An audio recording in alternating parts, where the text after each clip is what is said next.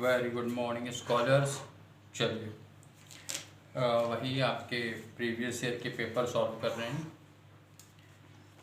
2017 का ये पेपर है, 2017 और उसके बाद 2018, 2 इयर्स का कर रहे हैं हम।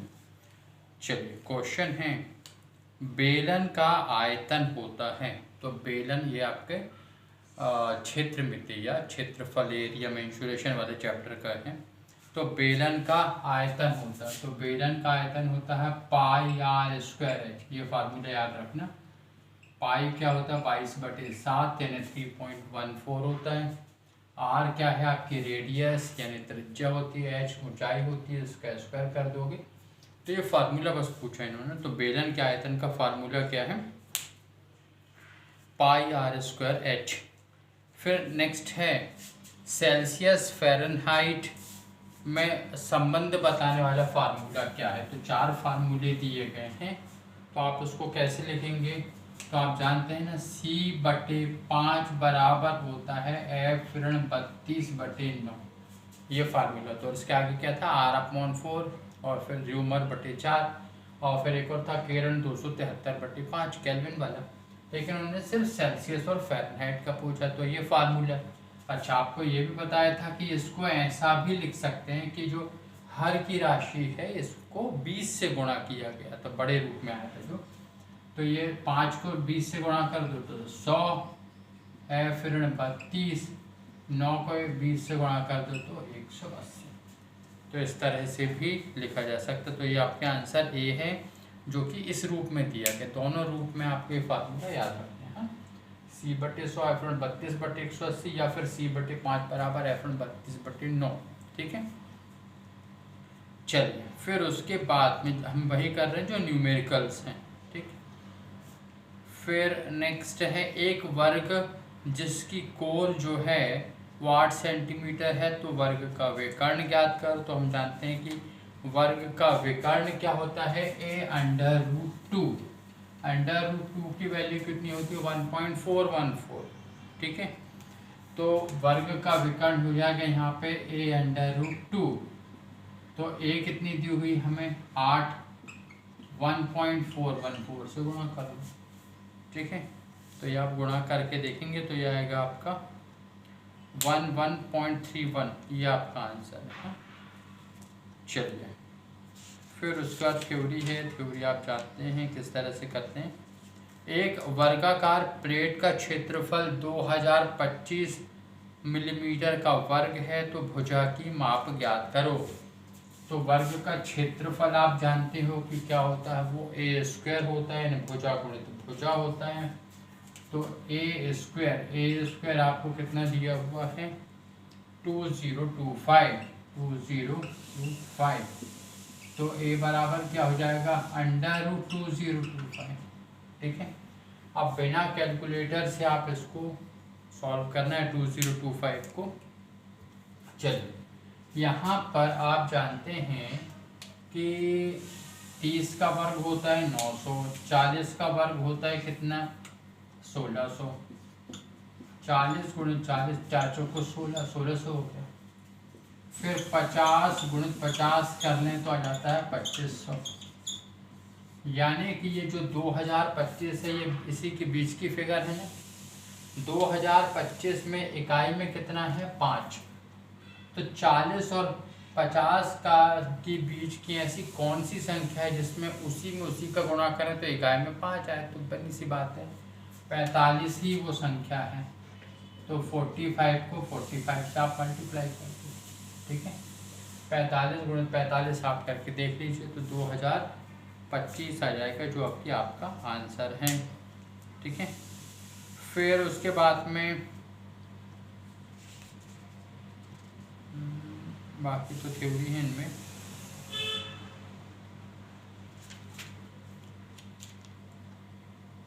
चलिए एक युगपत समीकरण दिया हुआ है, देखिए x + y ये है 18। ठीक है। x + y की वैल्यू कितनी है 18 और x - y कितना दिया है 2। बड़ा आसान। आप देखें इन सभी के गुणांक बराबर हैं ना, तो कुछ करने की जरूरत नहीं, फिर आपस में किसी 2 का 5 का ऐसे गुणा करने की आवश्यकता नहीं। एक पॉजिटिव है एक नेगेटिव है, तो धन y और ऋण y ये कैंसिल कैंसिल मतलब घट जाएंगे। मैंने y में से y गया 0 तो ये कट गया। x और x मिलकर कितने हो गए 2x हो गए। 18 और 2 मिलकर कितने हो गए 20, तो x बराबर 20/2 यानी कि 10। ठीक है, x का मान 10, ये पूछा y भी पूछ लिया। ठीक है, x का मान आ गया 10।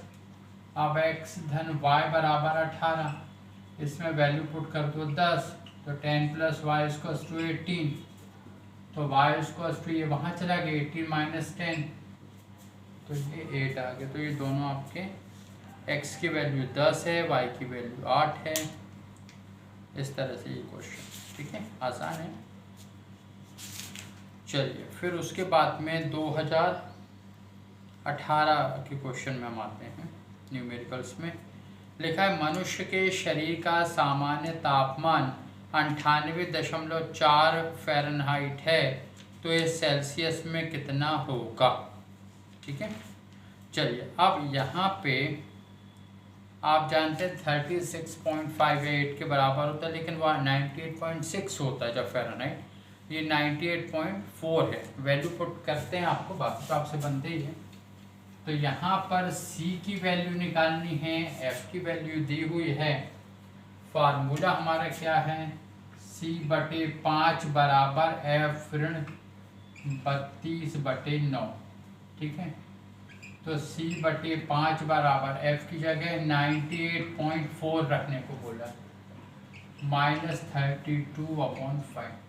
ठीक, बस इसको बाद जो है इसको सॉल्व, नॉट 5 इट्स 9।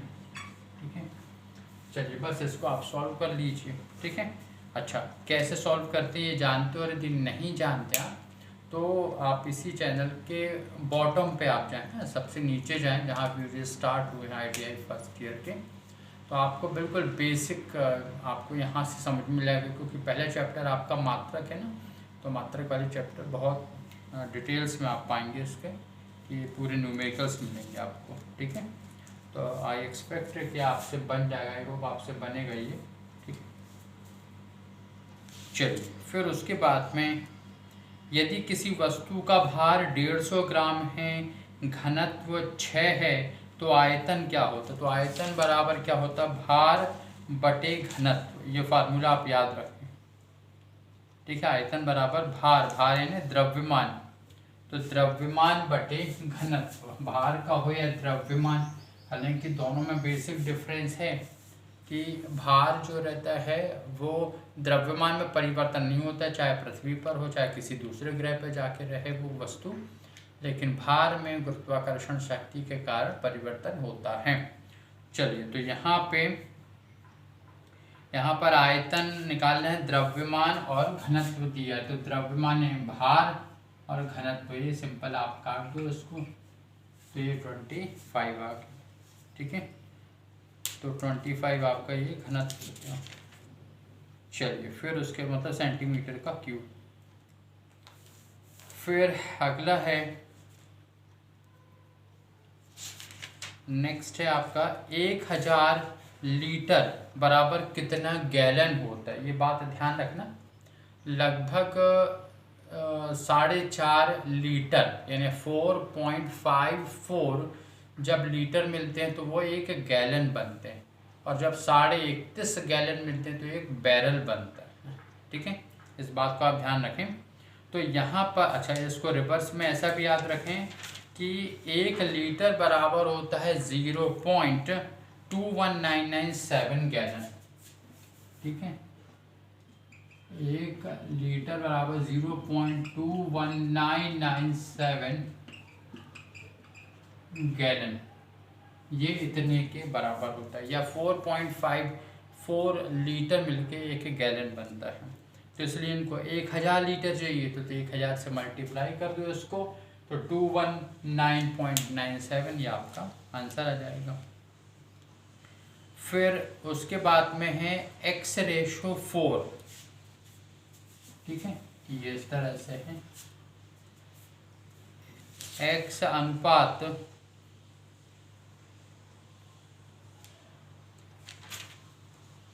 ये आपका क्वेश्चन नंबर है थर्ड।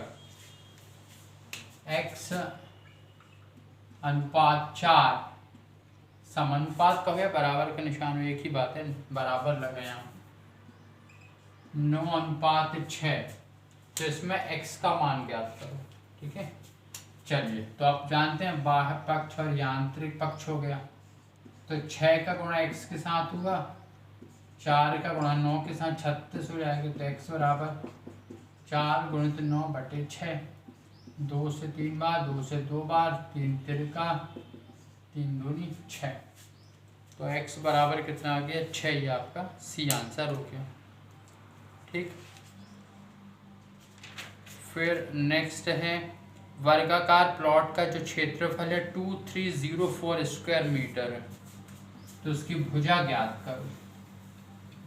ठीक है, यहाँ पर कितना है क्षेत्रफल कितना है, तो क्षेत्रफल आप ए स्क्वायर मान सकते हैं, 2304 स्क्वायर मीटर। एग्जाम में ये सब ना लिखते रहे आप, तो कितना वक्त ही नहीं रखे कि पहले आप रफ में उसको मिलीमीटर mm का स्क्वायर भी लिख रहे हो, आपको तो फटाक से वैल्यू निकालनी है।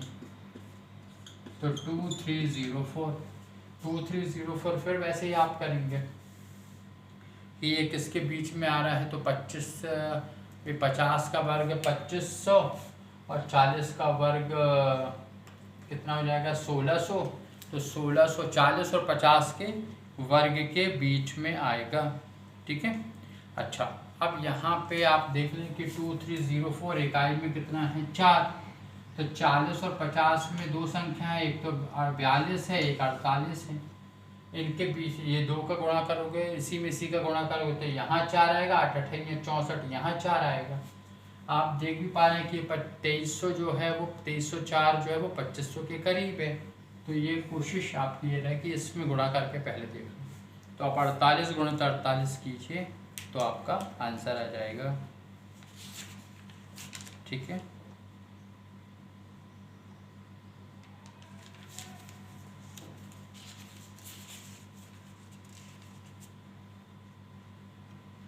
एक वर्गाकार ईंट का क्षेत्रफल जो 625 सेंटीमीटर स्क्वायर, तो ईंट की साइड बताओ, तो वही आपका भुजा वाला, तो 625 का अंडर रूट कर दीजिए, 25 आपका आंसर आ जाएगा। साइन ए प्लस बी बराबर होता है, ये त्रिकोणमिति, हाँ, साइन ए प्लस बी, तो sine A into cos B plus cos A into sine B, simple. फिर एक रेडियन का डिग्री में मान कितना होता है, ये बहुत खास क्वेश्चन है। हालांकि वही आपका चैनल पे आप सबसे बिल्कुल बॉटम पे जाके वीडियोस देखेंगे तो ये देखिएगा, आपको ये क्वेश्चन हमने कराया भी है। तो एक डिग्री जो है वो एक रेडियन का डिग्री में कितना मान होता है, तो आप ये सॉल्व करेंगे, लगभग पौना पेज का ये क्वेश्चन सॉल्यूशन है ये। तो या डायरेक्ट ये याद रखें, क्योंकि अक्सर यही आता है कि एक रेडियन का डिग्री में मान तो 57.3 डिग्री होता है। ठीक है, वह कौन सा, ये वाला क्वेश्चन भी खास है, वह कौन सा तापमान टेम्परेचर है जहाँ सेल्सियस और फ़ारेनहाइट बराबर होते हैं। तो आप वैल्यू पुट करके देखें, ये क्वेश्चन भी हमने सॉल्व किया है, लेकिन आप चूँकि इतना वक्त भी बचाना चाहते हैं तो ये याद रखें -40 डिग्री वो टेम्परेचर है जहाँ सेल्सियस और फ़ारेनहाइट इक्वल होता है। ठीक, ऐसा त्रिभुज जिसमें दो भुजाएं समान हो समद्विबाहु त्रिभुज कहलाता है। ठीक, फिर उसके बाद में a प्लस बी प्लस सी का होल स्क्वायर क्या होता है, ये थोड़ा डिफरेंट है, a प्लस बी का होल स्क्वायर नहीं है ना, तो a square plus B square plus 2ab, यहाँ c भी है, तो a square plus B square plus C square, फिर प्लस और 2 लिखना और ब्रैकेट में ab plus B C plus C है। ठीक है, कॉट थीटा का अपोजिट क्या होता है, यानी व्युत्क्रमानुपाती क्या होता है, तो 1/tan थीटा होता है। ठीक है, फिर नेक्स्ट है -5 ऋण 5 का व्युत्क्रम क्या होगा, व्युत्क्रम का मतलब रेसिप्रोकल होता है। ठीक है, चलिए तो ऋण 5 का मतलब होगा ऋण 5/1, तो इसका अपोजिट कितना हो जाएगा -1/5, तो ये आपका आंसर इज ए। 7/12 और ऋण 5/16 का योग ज्ञात करो। ठीक है, तो ये 7/12 योग भले लेकिन माइनस है यहाँ पे, बस इतना तो जानते हैं आप, एलसीएम लेके सॉल्व करना है इसको। ठीक, 1 गैलन कितने लीटर के बराबर होता है बताया आपको, 4.54 लीटर के बराबर होता है।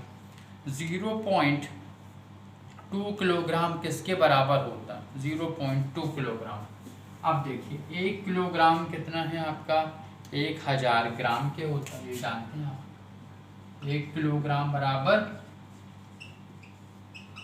1000 ग्राम के, तो 0.2 किलोग्राम, तो 0.2 को 1000 से आप मल्टीप्लाई कर दीजिए। ठीक है, तो 20, अच्छा यहाँ पे यदि मान लीजिए ये नहीं समझ में आ रहा तो 0.2 का 2/10 लिख लो, या एक एक कैंसिल जाएगा, 100 गुणित 200 ग्राम, ये आपका आंसर है। ठीक है, आ रहा 2 सही 1/2 और 3 सही 1/2 का गुणनफल ज्ञात करो। 2 सही 1/2, इससे हम लिख सकते हैं 2 दूनी 4 1 5/2, 3 सही 1/2, 3 दूनी 6 और 1 7/2, तो 5 7 35, 35/4, और आप डिवाइड करो क्योंकि पॉइंट में आंसर दिए तो 4 8 32, 8 पॉइंट समथिंग आ जाएगा, तो 8.75 आ रहा है आंसर। ठीक है, चलिए, तो ये है आपका 2017 का और 2018 का पेपर।